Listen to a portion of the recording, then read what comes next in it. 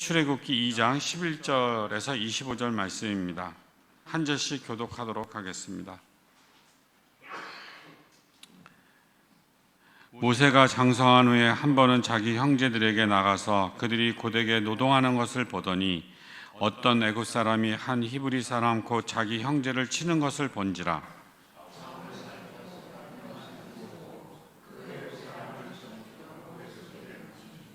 이튿날 다시 나가니 두 히브리 사람이 서로 싸우는지라. 그 잘못한 사람에게 이르되 네가 어찌하여 동포를 치느냐 하매 그가 이르되 누가 너희를 다스린 자와 재판관으로 삼았느냐? 내가 애굽 사람을 죽인 것처럼 나도 죽이려느냐? 모세가 두려워하여 이르되 일이 탈로 되어졌다. 바로가 이 일을 듣고 모세를 죽이고자 하여 찾는지라. 모세가 바로의 낯을 피하여 미디안 땅에 머물며 하루는 운물 곁에 앉았더라. 미디안 제사장이 7달에 있었다.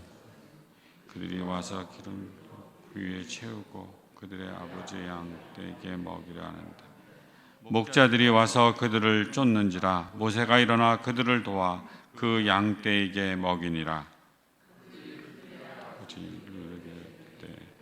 아버지가 이르되 너희가 오늘같이 그들이 이르되 한 애굽 사람이 우리를 목자들의 손에서 건져내고 우리를 위하여 물을 길어 양떼에게 먹였나이다. 아버지와 딸들에게 이르되 그 사람이 어디 있느냐? 너희가 어찌하여 그 사람을 버려두고 왔느냐? 그를 청하여 음식을 대접하라 하였더라. 모세가 그와 동거하기를 기뻐하며 그가 그의 딸 시보라를 모세에게 주었더라. 그가 아들을 낳으매 모세가 그 이름을 게르세롬이라 하여 이르되 내가 타국에서 낳은 애가 되었습니다 하였더니 여러 해 후에 애굽 왕은 죽었고 이스라엘 자손은 고된 노동으로 말미암아 탄식하며 부르짖으니 그 고된 노동으로 말미암아 부르짖는 소리가 하나님께 상달된지라. 도를 들으시고 하나님의 아브라함과 이삭과 야곱 함께 읽죠. 하나님이 예루살렘을 돌보셨고 하나님이 그들을 기억하셨더라. 본문의 말씀으로 김건주 목사님께서 하나님이 찾으시는 두 번째로 탄식하는 사람, 돌보시는 하나님이라는 제목으로 말씀해 주시겠습니다. 오늘 설교를 통해 많은 은혜와 도전이 있길 바랍니다. 서로에게 한 번 더 인사했으면 좋겠습니다. 새해 평안하십시오. 이렇게 서로 인사하셨으면 좋겠습니다.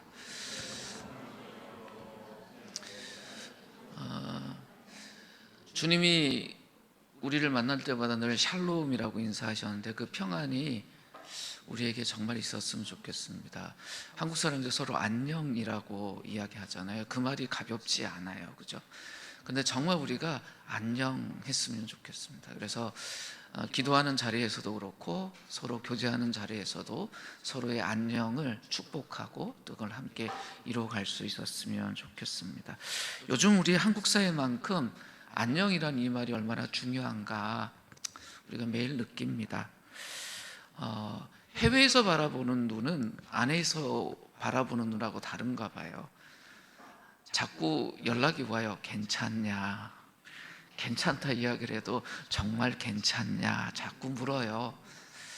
아마 밖에서 보기에는 이곳이 굉장히 불안해 보이는 것 같아요. 근데 안에 있으니 한 달 전보다는 마음이 좀 덜 불안해졌어요. 왜 이럴까요? 상황이 바뀐 것 같지는 않는데 무뎌진 걸까요? 좀 이상해요. 예전에 20세기에서 21세기 넘어올 때 사회적으로 굉장히 많은 불안들이 있을 때 어떤 한 분이 비유 하나를 한 게 있습니다.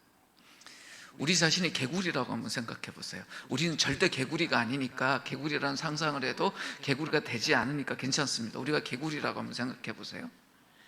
어느 날 실수로 물이 가득한 냄비에 뛰어들었습니다. 시원하고 물이 참 괜찮았어요. 그런데 알고 보니 그 냄비가 버너 위에 있었습니다. 몰래 그 버너에 불이 켜집니다. 물이 천천히 온도가 올라가는 거지요. 그 개구리 어떻게 됐을까요? 쌈 끼어서 죽었습니다. 만약에 처음에 그 개구리가 물에 뛰어들었을 때 이 뜨거운 물이네 하고 바로 나갔으면 살았을 텐데, 거기 가만히 있다 보니 시원한 물이었습니다. 조금 있으니 이거 미지근하고 괜찮네. 그러다가 그 속에서 쌈 끼어서 죽은 거죠. 어떤 이 비유를 한 사람이 그래요. 사람이 이렇게 둔한 존재라는 거예요. 위험이 올 때 그게 극각적으로 나타나면 그걸 알고 반응하지만, 그것이 늘 이렇게 은근히 또 느끼지 못하도록 쓱 스며들면 거기에 둔감해져서 그 속에서 죽는지도 모르고 그렇게 된다는 겁니다. 우리가 사는 세상은 지금뿐만 아니라 늘 불안하고 불의로 가득한 세상입니다. 그것이 성경이 우리에게 말하는 거죠. 첫사람 아담의 타락 이후 이 땅엔 죄의 역사가 거듭 계속되고 있습니다. 분명히 우리는 예수님 오셔서 이루신 그 구원의 역사, 새로운 역사를 바라보고 완성된 하나님 나라를 바라보고 또 이 땅에서 경험할 수 있는 그 하나님 나라를 경험하고 살지만, 성경이 말하는 가장 기본적인 이야기는 이 땅에 악으로 가득하다는 거예요. 우리가 매일 부딪히고 살아야 되는 게 뭐예요? 불이에요, 불이. 이 땅에 있는 불의를 바라보고 살아야 되는 게 그리스도인들의 현실입니다. 그 어떤 불의들이 있나요? 사람들 사이에 끝없는 차별이 있습니다. 어떤 차별이 있어요? 남녀 간에도 차별이 있잖아요. 나는 남자, 너는 여자. 여자하고 남자하고 분명히 구별이 되죠. 근데 그것이 차별이 돼서는 안 될 겁니다. 또 인종적인 문제도 있습니다. 한국에는 인종차별이라는 게 거의 없잖아요. 근데 요즘은 좀 심해지기 시작했어요. 왜요? 똑같이 생긴 사람들만 있는 것이 아니라 좀 다르게 생긴 분들이 꽤나 늘어나서 그래요. 유엔의 기준으로 하면 한국도 다인종 사회가 됐습니다. 정주하는 인구의 5% 이상이 다른 인종의 사람들이 될 때 다인종 사회로 보거든요. 그러다 보니 어떤 일이 생깁니까? 한국 안에서도 인종차별의 문제들이 생기기 시작합니다. 표면에 드러나요. 서울은 좀 덜한 것 같은데 경기도 일원에 가면 초등학교 같은 경우, 중학교 같은 경우 3분의 1, 많게는 3분의 2가 우리와 같은 이런 말이 가능한지 모르겠는데 순수 한국 혈통이 아니라 다양한 혈통을 가진 그 자녀들이 함께 공부하고 있어서, 오히려 거기 있는 우리 후세대들은 어떤 인종에 대한 어떤 편견이나 이런 것들이 적은데, 어쩌면 똑같은 사람들만, 이제 우리가 겉으로 보기에 똑같은 사람들만 있는 데서 익숙하다 보면 조금 다른 모습을 가진 사람들이 보일 때 구별하는 것이 아니라 차별하기도 하죠. 그게 우리가 살고 있는 사회입니다. 인간의 참된 그 존엄성을 우리가 인권이라고 말하는데, 그 인권이 이런저런 이유로 유린되기도 합니다. 여쭤볼게요. 사람이 사람 패서 됩니까? 안 됩니까? 권사님이 그게 안 된다고 막 흔들어요. 맞습니다. 절대 어떤 이유로든 사람이 사람을 함부로 패서는 안 됩니다. 근데 표정 바꾸지 마세요. 저는 맞고 컸습니다. 왜냐하면 맞을 짓을 많이 했습니다. 저희 아버님이 꼭 제가 맞을 짓을 하면 이렇게 이야기하셨습니다. 네가 얼마나 맞아야 될지 생각하고 해초리를 구해와라. 그럼 동네 다니면서 해초리가 될 만한 것들 구해서 갖고 가요. 근데 늘 그때 계산을 했어요. 한 2개 가져갈까? 3개 가져갈까? 그럼 덤빈다고 이야기하실 텐데 한 10개 좀 구해갈까? 그러면 너무 많이 아플 텐데. 막 그러면서 1-2시간 돌아다니고 해초리 양을 만들어서 딱 갖고 가면 딱 갖고 가신 만큼 패세요. 맞으면서 반성도 많이 했지만 그런 생각도 했습니다. 왜 사람이 사람을 때려야 되나? 학교에서도 그런 일이 많았잖아요. 고등학교 때까지 맞았던 것 같아요. 그냥 선생님들 들어오면 이렇게 몽둥이 갖고 오셔서. 근데 요즘 그렇지 않거든요. 그러니까 10대 때까지만 해도 맞아도 그것이 인권에 대한 이유인 줄은 몰랐어요. 근데 이제는 학교에서 선생님이 학생들 처벌했다 그러면 난리가 나잖아요.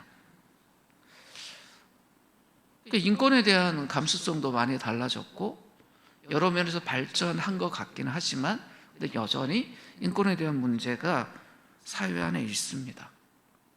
그게 우리가 살고 있는 이 세상이에요. 뿐만 아니라 인간의 탐욕과 무책임 때문에 환경이 계속 파괴되고 있죠. 그 환경 파괴 때문에 생기는 수많은 일들, 10년 전만 해도 잘 몰랐던 낯설었던 단어, 미세 플라스틱. 그래서 우리 물 먹을 때도 야, 그 물 안에 미세 플라스틱이 있을 수 있으니 조심해야 돼. 이제 인간이 그걸 걱정하고 있는데 바닷속은요, 오래전부터 그것 때문에 수많은 생물들이 어려움을 겪고 있었습니다. 그게 이 세상입니다. 이 사회가 한 부분이 아니라 종합적으로 병들어 있어요. 그 속에 우리가 살고 있습니다. 이런 사회적 질병을 그냥 내버려만 뒀냐? 그렇지는 않습니다. 사람들이 그래도 책임감 있게 이 문제들을 하려고 노력한 사람들이 굉장히 많죠. 우리는 그들의 이름들을 기억합니다. 그리스도인들 중에서도 그런 역할을 했던 사람이 참 많습니다.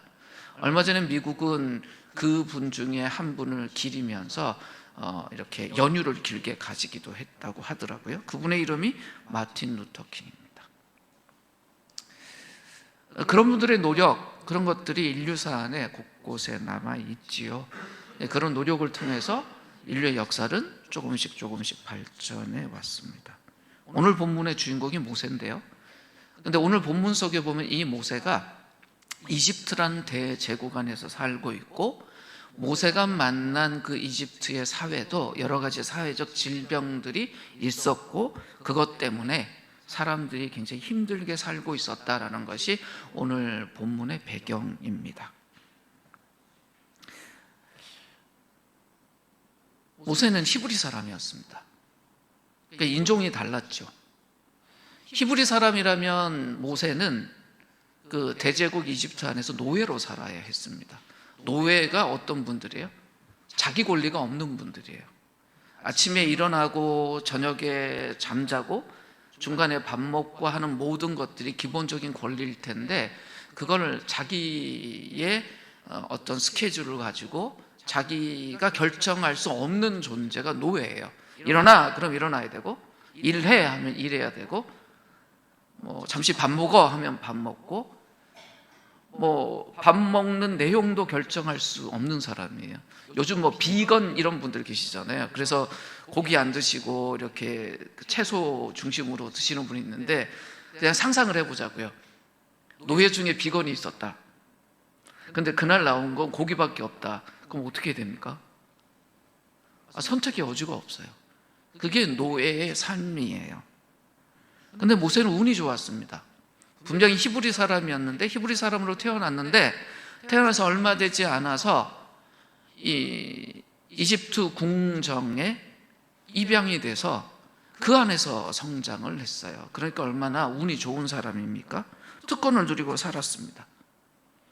히브리 사람이었어요. 인종이 히브리 사람이었어요. 그런데 히브리 사람으로 큰 것이 아니라 이집트 사람으로 컸습니다. 그런데 하나님이 그 히브리 사람 모세 안에 불의를 미워하는 마음을 넣어주셨어요. 그리고 나이 40이 되자 결국 이 모세가 그 이집트의 불의에 대해서 반응합니다. 그것이 오늘 본문입니다.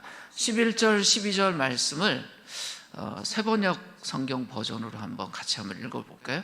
읽겠습니다. 시작. 세월이 지나 모세가 어른이 되었다. 어느 날 그는 왕궁 바깥으로 나가 동족에게로 갔다가 그들이 고되게 노동하는 것을 보았다. 그때에 그는 동족인 히브리 사람이 이집트 사람에게 매를 맞는 것을 보고 좌우를 살펴서 사람이 없는 것을 확인하고 그 이집트 사람을 쳐 죽여서 모래 속에 묻어버렸다. 이 본문이요, 이 출애굽기 안에서 성인이 된 모세가 등장하는 첫 번째 본문이에요. 굉장히 중요한 본문이에요. 그러니까 어린 아기 때 이야기가 아니라 자기가 자기의 행동을 결정할 수 있는 성인으로서의 모세가 등장한 첫 번째 사건입니다. 성장해서 어른이 되었다는 것은 몸만 커졌다는 의미가 아니잖아요. 자, 성장했다. 이 사람 이제 성인이에요, 어른이에요 라고 하면 본인이 자기 행동을 결정할 수 있는 존재가 되었다는 뜻입니다. 그렇습니다. 모세가 생물학적으로도 또 정신적으로도 성장한 성인이 되었습니다. 그런데 그렇게 성인이 된 모세에 대해서 첫 번째 이야기한 내용이 뭐였어요?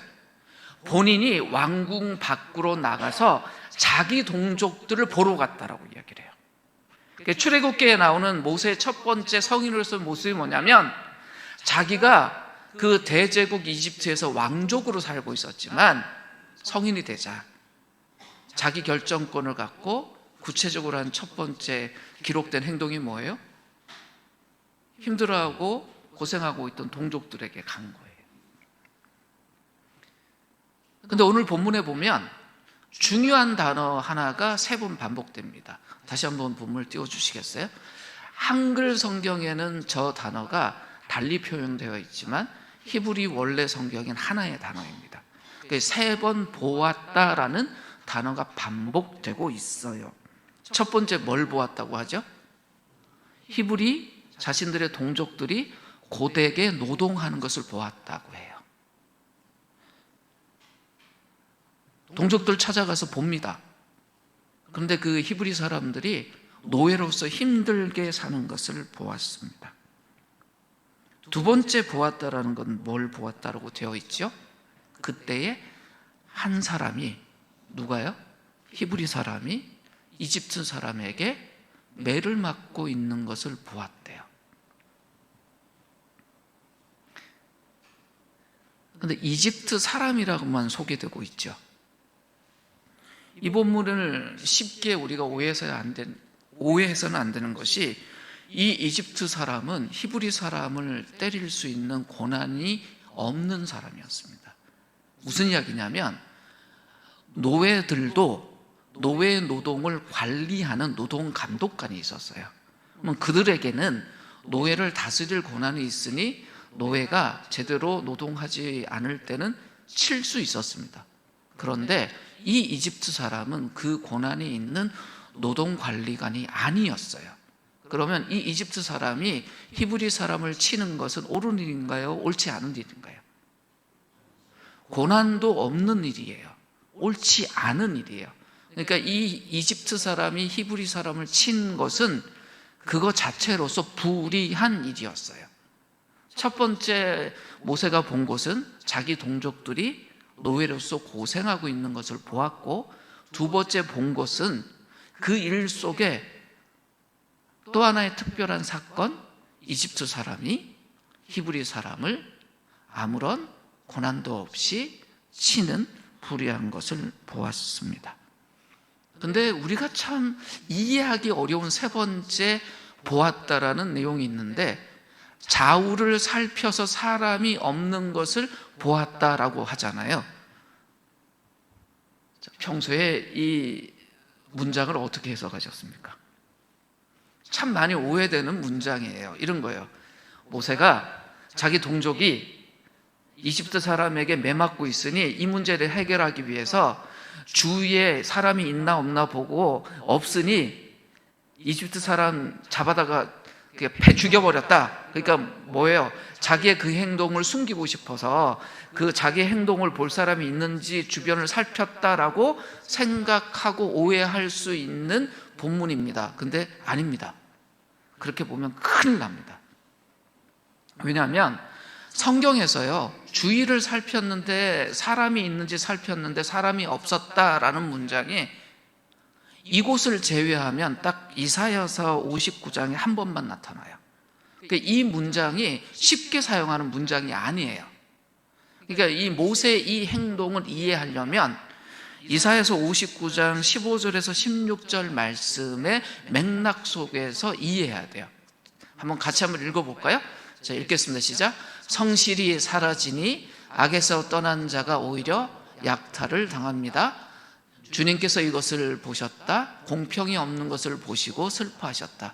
압박받는 사람을 도우려는 사람이 없음을 보시고 중재자가 없음을 보시고 주님께서는 놀라셨다. 주님께서는 직접 억압받는 사람들을 구원하시려고 반드시 공의를 이루시려고 당신의 능력을 친히 발휘하실 것입니다. 이게 이사야서에 있는 말씀이에요. 자, 어떤 사람이 필요했어요? 어려움 당하는 사람들을 어려움에서 구출해 줄 사람, 중재자가 있어야 한다. 근데 그가 없었다. 자, 저를 이제 다시 보세요.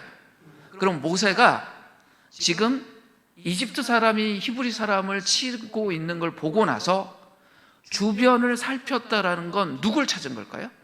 그 일을 중재할 사람을 찾은 거예요. 누구 찾은 겁니까? 그 일의 책임을 맡은 노동감독관을 찾은 거예요. 근데 거기 있었어요? 없었어요? 없었어요. 그러니 그 중재자가 역할을 할 것을 본인이 나서서 한 거예요. 지금 이집트 사람이 히브리 사람을 칠 고난이 있었습니까? 없었습니다.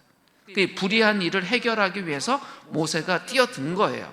그래서 히브리 사람을 친 이집트 사람을 제어하다가 자신의 힘을 과하게 써서 어떤 일이 벌어집니까? 그 불의했던 이집트 사람이 죽어요. 근데 그걸 감추기 위해서 모래에 묻어뒀습니다. 자, 보세요. 불의한 일이 벌어져서 모세가 그 일에 개입을 해서 불의한 자를 고의든 실수든 죽였어요. 그러면 이 모세의 행동을 우리가 어떻게 생각해야 될까요? 불의의 현장에서 그걸 해결하기 위해서 모세는 개입을 했어요. 근데 사람이 죽었어요. 이걸 어떻게 생각해야 될까요? 성경에 하나님이 정하신 어떤 기준 중에 이 일에 해당되는 기준이 무엇일까 우리 물어봐야 되지 않을까요? 성경에 해당되는 구절이 있습니다. 그 구절이 출애굽기 21장 12절에서 13절에 있는 말씀입니다. 천천히 같이 한번 읽겠습니다. 시작. 사람을 때려서 죽인 자는 반드시 사형에 처하여야 한다. 그가 일부러 죽인 것이 아니라 실수로 죽였으면 내가 너희에게 정하여 주는 것으로 피신할 수 있다. 자, 이 말씀 보십시오. 사람은 어떤 경우라도 사람을 죽여서는 안 됩니다. 모세에게 이게 해당돼요. 그러니까 모세가 불의한 일을 해결하기 위해서 개입했지만 사람을 죽인 것은 옳지 않습니다. 실수로 죽였다고 해도 옳지 않습니다. 어떤 도덕법도 사람이 다른 사람을 때리거나 쳐서 죽이는 것을 허용하지 않습니다. 저를 다시 한번 봐주시겠어요? 정의로운 일을 할 때요, 폭력을 사용하는 것은 성경이 허용하지 않습니다.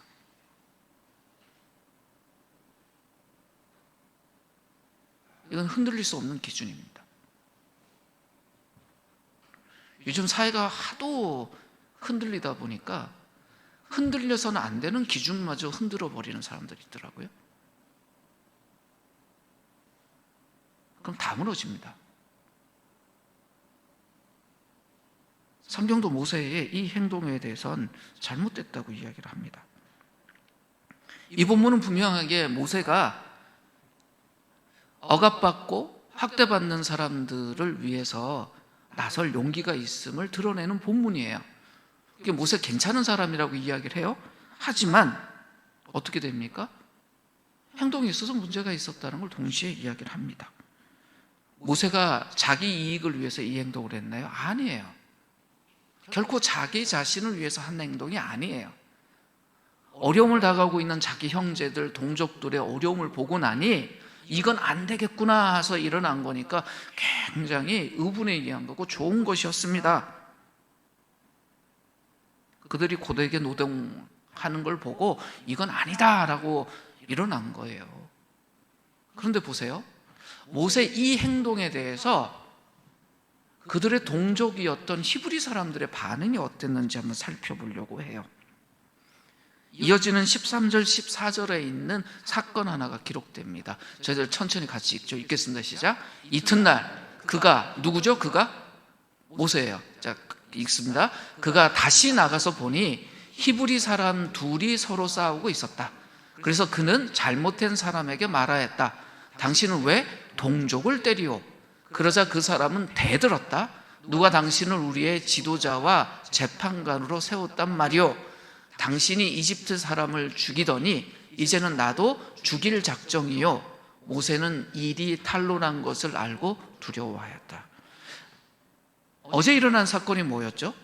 불의한 일에 개입해서 그 불의를 해결하기 위해서 적극적으로 개입했는데 실수가 있어서 사람을 죽인 것이었어요. 근데 그 다음날 나가서 보니 히브리 사람들끼리 싸우고 있는데 그 싸우고 있는 중에 잘못한 사람을 붙잡고 뭐라고 하냐면 너 왜 사람 치냐고, 그거 옳지 않지 않냐라고 말했더니 그 사람이 대뜸 뭐라고 말해요? 넌 어제 이집트 사람 죽이더니 오늘 날 죽이려고 하냐? 이 사람이 지금 뭘 이야기하나요? 모세가 왜 그랬는지 묻지도 않아요.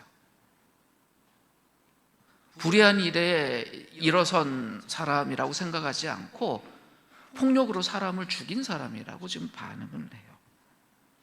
이야기들은 모세가 어땠을까요? 가슴이 막 무너져 내렸을 거예요.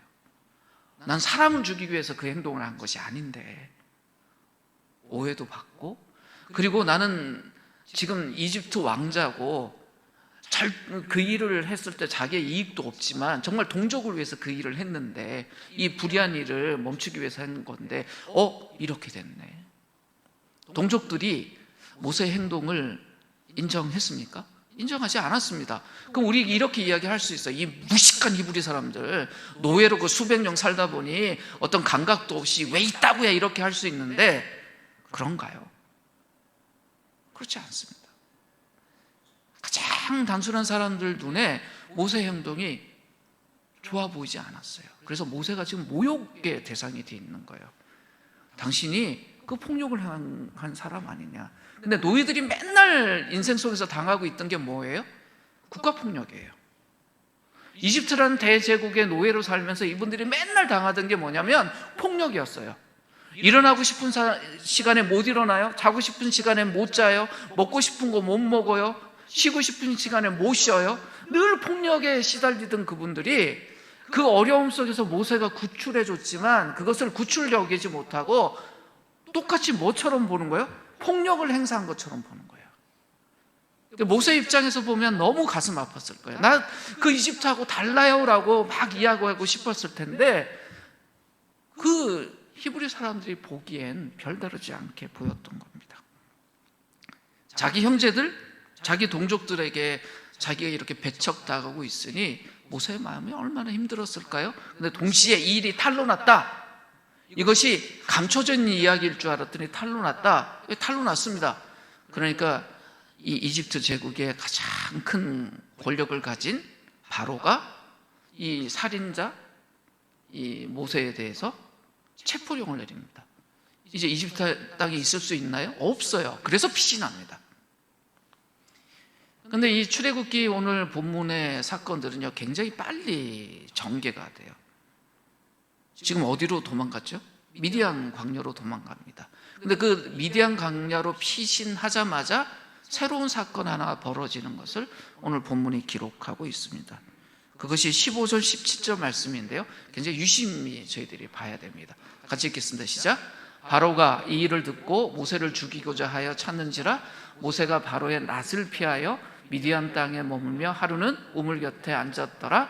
미디안 제사장에게 7달이 있었더니 그들이 와서 물을 길어 그 위에 채우고 그들의 아버지의 양떼에게 먹이려 하는데 목자들이 와서 그들을 쫓는지라 모세가 일어나 그들을 도와 그 양떼에게 먹이니라. 계속 띄워주세요. 사건이 어디에서 벌어졌죠? 우물에서 벌어집니다. 광야에서 우물은 어떤 곳입니까? 사람들이 살기 위한 가장 중요한 곳이에요. 양떼들을 물 먹이려고 해도 그 우물로 가야 되고요.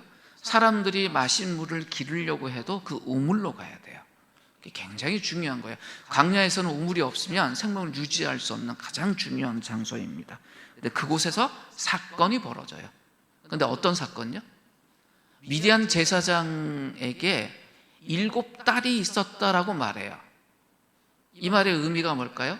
미디안 제사장에게는 아들이 없었습니다. 7딸만 있었어요. 그래서 이 제사장 가족의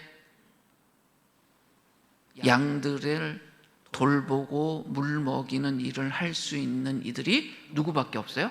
7딸들밖에 없었어요. 근데 이 7딸들이 양떼를 끌고 가축들을 끌고 물 먹이러 왔습니다. 근데 왜 7딸들이 동시에 왔을까요? 상상해 보십시오. 네? 왜 7딸들이 동시에 왔을까요? 여러분? 여자라서 그래요. 힘없는 여자라서 7명이 동시에 옵니다. 그런데 어떤 사건이 벌어져요? 그곳에 늦게 온 목자들이 그들을 쫓아냅니다.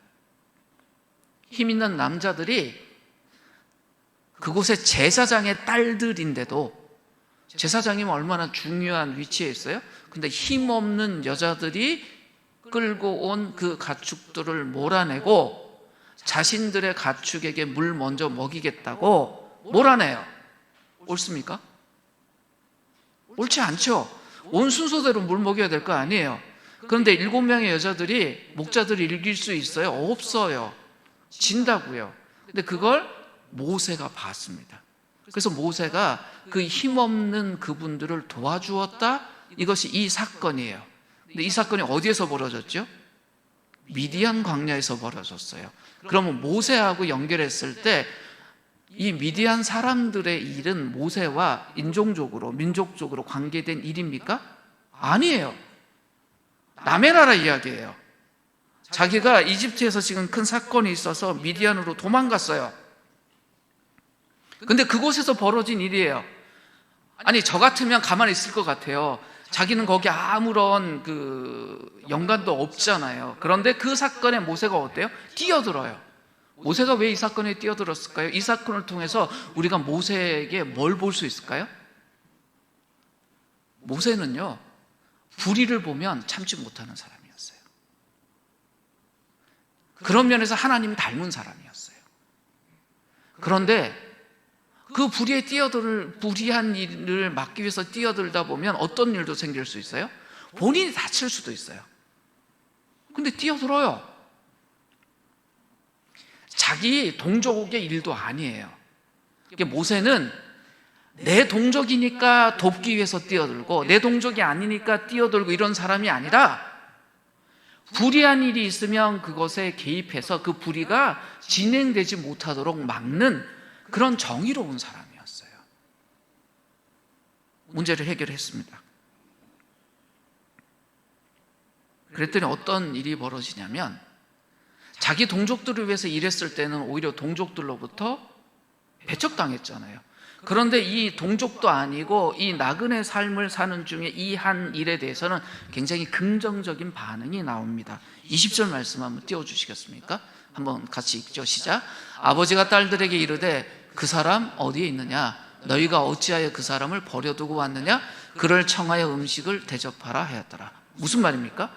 정말 목숨 걸고 도와줬는데 이 여자분들 문제 해결되고 나서 모세가 뭐라 그러는 거예요? 평안히 잘 가십시오 한 거예요. 그랬더니 집에 돌아갔어요. 야, 너네들 있었던 일 이야기 좀 해봐라. 근데 이 이야기 하기 전에 좀 놀라운 이야기가 하나 있습니다. 18절 말씀 한번 띄워주시겠어요? 같이 읽겠습니다. 시작. 그들이 그들의 아버지 누무에게 이를 때에 아버지가 이르되 너희가 오늘은 어찌하여 이같이 속히 돌아오느냐? 이게 무슨 말일까요?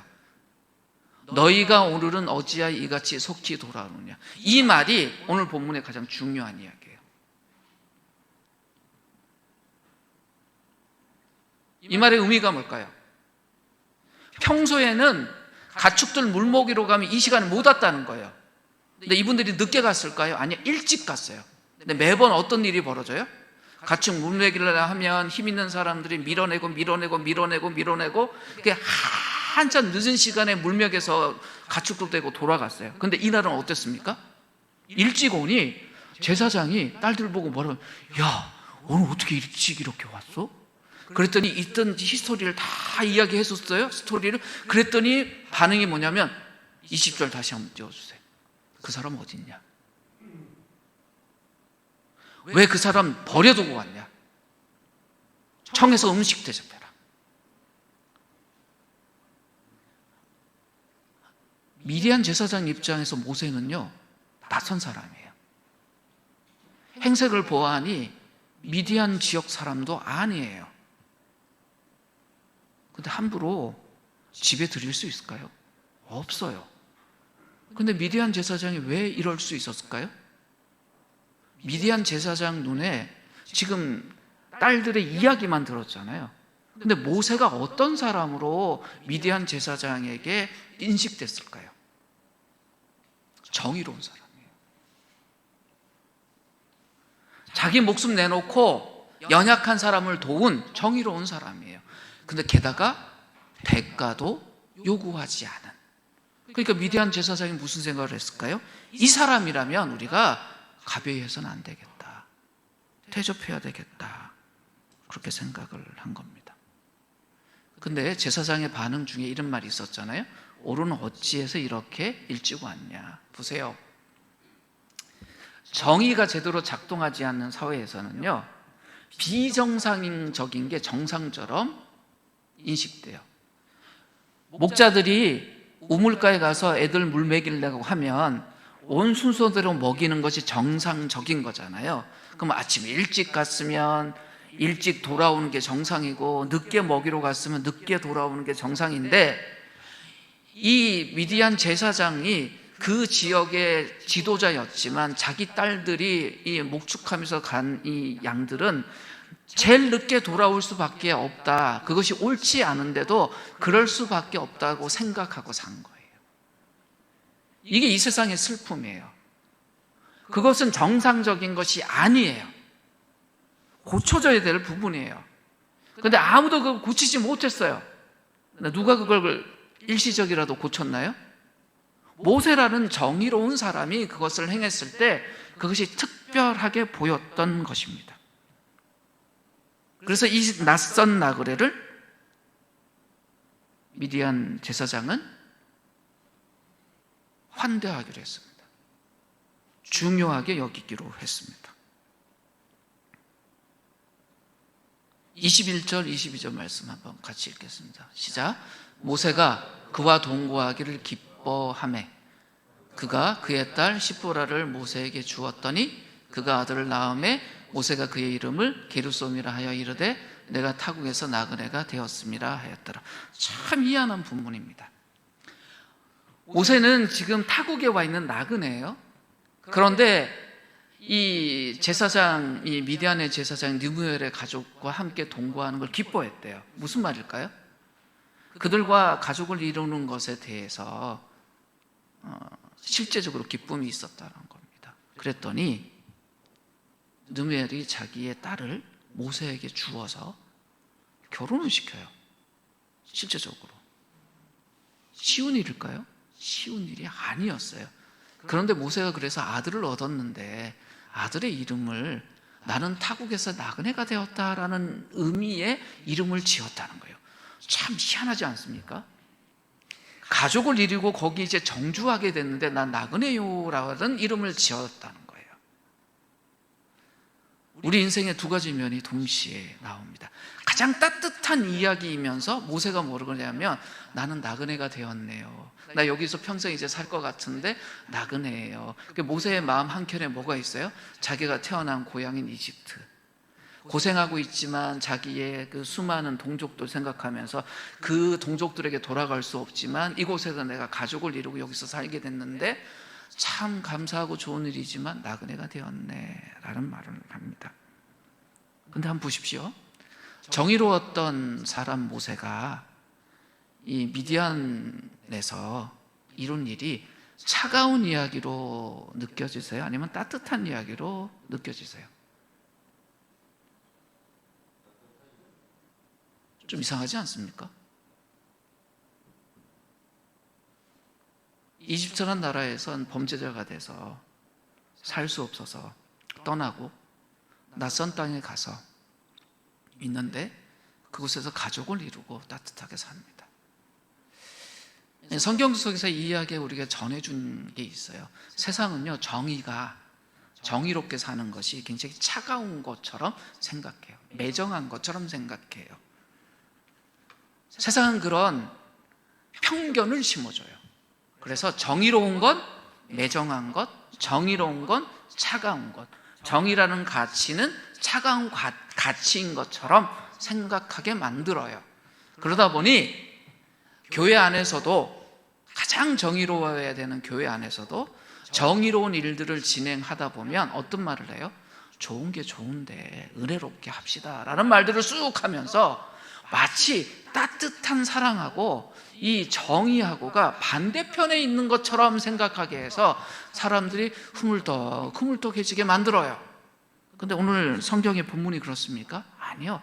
가장 정의로웠던 모세가 가장 따뜻한 가족을 만나요. 정의는 차가운 가치가 아닙니다.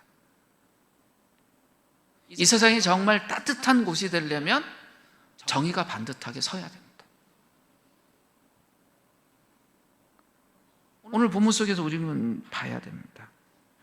이 사건 이후에 아주 독특한 기록이 하나 있습니다. 23절에서 25절 말씀입니다. 천천히 같이 읽을까요? 읽겠습니다. 시작. 여러 해 후에 애굽 왕은 죽었고 이스라엘 자손은 고된 노동으로 말미암아 탄식하며 부르짖으니 그 고된 노동으로 말미암아 부르짖는 소리가 하나님께 상달된지라. 하나님이 그들의 고통 소리를 들으시고 하나님이 아브라함과 이삭과 야곱에게 세운 그의 언약을 기억하사 하나님이 이스라엘 자손을 돌보셨고 하나님이 그들을 기억하셨더라. 출애굽기 안에서 가장 중요한 기사인데요. 이게 뭐냐면 이제 하나님이 애굽 땅에 있던 이 히브리 사람들을 구출하기 시작하셨다라는 이야기인데, 이 이야기가 모세의 이야기에 딱 이어져서 나와요. 그런데 첫 말이 뭐예요? 여러 해 후에. 근데 이걸 설명하기 이전에 모세 이야기를 한 거예요. 근데 오늘 본문에 무슨 이야기를 하냐면 사람들이 이제야 탄식하기 시작했다 그래요. 여러 후에 이제야 탄식하고 부르짖고 했다는 거예요. 오랫동안 이 사람들이 뭐 했다는 거예요? 어려움 중에 있으면서도 탄식하지도 못했다는 거예요. 자, 저를 좀 봐주세요. 이분들이 왜 탄식하지 못했을까요? 힘들지 않아서? 아니에요. 힘든 건 똑같았어요. 근데 왜 지금은 탄식하고 이전엔 탄식하지 않았을까요? 참는 힘이 너무 지쳐서 그것도 있습니다.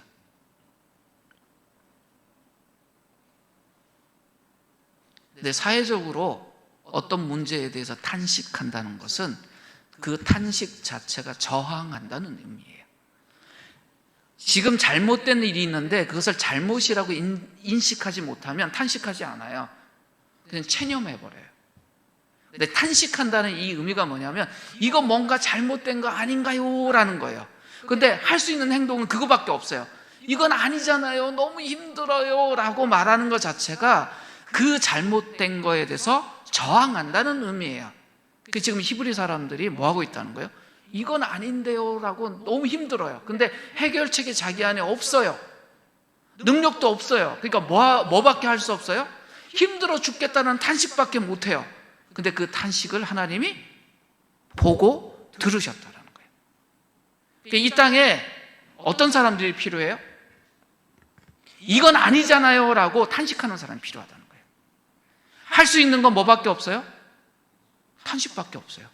문제가 있는 건 알겠어요. 근데 문제를 해결할 능력은 나에게 없어요. 이건 아니잖아요 라고 탄식해야 된다는 거예요. 그 탄식을 쳐다보시는 하나님이 있어요. 근데 오늘 본문 속에 모세라는 사람은 하나님과 그 탄식하는 사람 중간에 역할하는 사람으로 등장해요. 어떤 사람입니까? 중재자로 등장해요. 이 세상에 있는 사람들은요, 세상이 잘못된지 모르면 그 속에 푹 빠져서 그냥 저희가 처음에 이야기했던 그 개구리처럼 아이고 시원하네 라고 수영하다가 좀 있으면 미지근하네 그러다가 나중에 쌀 밀려서 죽으면서 나 죽었네 이런다고요. 근데 우리는 그것이 잘못된 걸 알면 그건 잘못된 겁니다, 그렇게 하면 안 됩니다, 탄식도 해야 되고 그 속에서 벗어나야 됩니다라고 말할 수도 있어야 돼요. 그게 그리스도인들의 역할이에요. 이 땅의 교회가 이 모세처럼 그것을 위해서 있는 거예요. 이 모세의 행동을 신약성에 가면 이렇게 해석을 합니다. 사도행전 7장 25절 말씀 한번 같이 읽지요. 같이 읽겠습니다. 시작. 그는 그의 형제들이 하나님께서 자기의 손을 통하여 구원해 주시는 것을 깨달으리라고 생각하였으나 그들이 깨닫지 못하였더라. 이게 세상입니다. 이 불의한 세상 속에서 그리스도인들이 이건 불의입니다, 우리를 통해서 하나님을 만나고 이 불의에서 나가야 됩니다 라고 우리가 행동하지만 세상은 깨닫지 못한다. 불의를 인지하지 못하면 불의를 피할 수는 없어요. 그런데 불의한 곳에 있는지도 몰라요. 근데 처음에 이야기 드렸지만 잘못된 역사 속에 그 불의를 정면으로 부딪히면서 살아온 사람들이 있었습니다. 이 땅의 교회가 그래야 됩니다. 지금 이 땅에 있는 이건 아니잖아요 라는 것들이 있으면 우리가 할 수 있는 게 탄식이라면 탄식해야 돼요. 그 탄식하는 사람들의 소리를 듣고 하나님께 중보해야 된다면 중보해야 돼요. 때로는 모세처럼 행동해야 된다면 행동해야 합니다. 그런데 생각할 게 있습니다. 이 일을 하기 위해서는 내가 구체적으로 어떻게 살아왔는지에 대한 반성이 먼저 필요합니다. 아, 나 그렇게 하려고 마음 먹었었는데가 아니라 진짜 내가 어떻게 행동해 왔는지를 알고 그걸 고칠 필요가 있습니다. 이게 왜 중요하냐면 우리가 시간을 거슬러 가서 과거를 고칠 수는 없어요. 그러나 과거부터 지금까지 내가 해온 행동을 보고 내가 고쳐야 될 것을 생각하고 행동을 고치기 시작하면 과거의 시간은 고칠 수는 없지만 현재와 미래의 시간은 고칠 수 있어요. 지금 2025년 1월 이 한국이라는 사회 안에 사는 기독교인들과 교회가 해야 될 건 일단은 과거부터 지금까지의 우리의 모습을 보고 부족했던 것, 왜곡됐던 것 있으면 하나님께 솔직하게 인정하고 회개하고 고쳐주실 것을 먼저 구하고 또 우리 자신 속에 어그러진 부분이 있다면 고치겠다고 약속하고 고쳐가는 거예요. 그러면 지난 시간이 고쳐지진 않겠지만 오늘부터 미래의 시간은 고쳐갈 수 있습니다. 그렇지 않다면 지금 개신교에 대한 그 신뢰도가 14%더라고요. 다른 종교의 그 신뢰도를 보니 불교가 50%가 넘고요. 천주교도가 50%가 넘어요. 근데 우리만 그런 거예요. 바뀌어야 됩니다. 이 시간에 우리가 우리 자신뿐만 아니라 한국교회에서 함께 기도했으면 좋겠습니다. 세상의 불의에 대해서 우리가 혹시 눈 감고 있지는 않았나. 이제 눈을 떠서 봐야 되고요. 고쳐야 됩니다. 하나님이 모세처럼 이 땅의 교회를 하나님의 정의, 하나님의 평화를 위해서 부르고 계십니다. 그래야 힘없는 사람들이 살 수 있어요. 아브라함을 부르실 때 복의 근원으로 부르셨잖아요. 믿음의 사람이 이 땅에 하나님의 복을 먼저 누리고 그 복을 믿지 않는 사람에게까지 흘려보내서 그들이 하나님 백성 되도록 하는 것이 우리의 사명이잖아요. 그 삶을 살려면 이제 우리가 누구인지를 다시금 깨닫고 그렇게 살아야 됩니다. 이 설 연휴에 이제 우리가 가족들을 또 만나고 덕담하고 할 때 우리 안에 그 하나님의 정의와 평화의 이야기들이 함께 나눠지면서 우리가 살고 있는 지금 2025년 1월이 참 무거운 역사의 흐름이 있지만 하나님의 그 샬롬, 그 하나님의 평화를 바라보면서 우리가 함께 걸어갈 수 있었으면 좋겠습니다. 이 시간 함께 기도했으면 좋겠습니다. 우리 자신과 우리 공동체와 이 땅의 교회들을 위해서 함께 기도하면서 하나님의 평화와 하나님의 정의를 위해서 우리가 수고하고 하나님의 복을 나눌 수 있는 사람들이 될 수 있도록 이 시간 함께 기도하기를 원합니다. 함께 기도하겠습니다.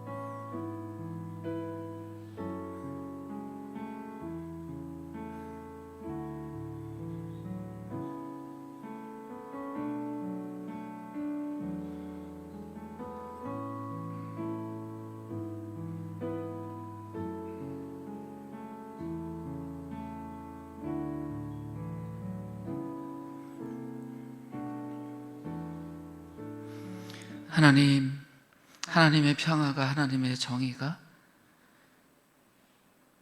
그 하나님의 나라가 지금 우리가 실제로 살고 있는 이 땅에 온전히 임하기를, 우리가 먼저 그걸 경험하고 누리고 우리와 함께 손잡을 수 있는 이들에게 그 나라를 소개하고 그 나라 안으로 초대할 수 있도록 우리 한 사람 한 사람을, 또 우리의 공동체를, 또 이 땅에 주님의 피값으로 세우신 하나님의 교회들이 그 일을 감당할 수 있도록 주님, 우리를 새롭게 하여 주시옵소서. 연약하고 부족했지만 그 모세처럼 하나님 부르심에 우리가 예라고 대답하고 하나님 닮은 사람으로 인생의 걸음을 걸어갈 수 있도록 우리를 인도하시고 붙들어 주시옵소서. 우리를 구원하시고 또 이 세상의 빛과 소금으로 파송하신 그 그리스도 예수의 이름으로 기도드립니다. 아멘.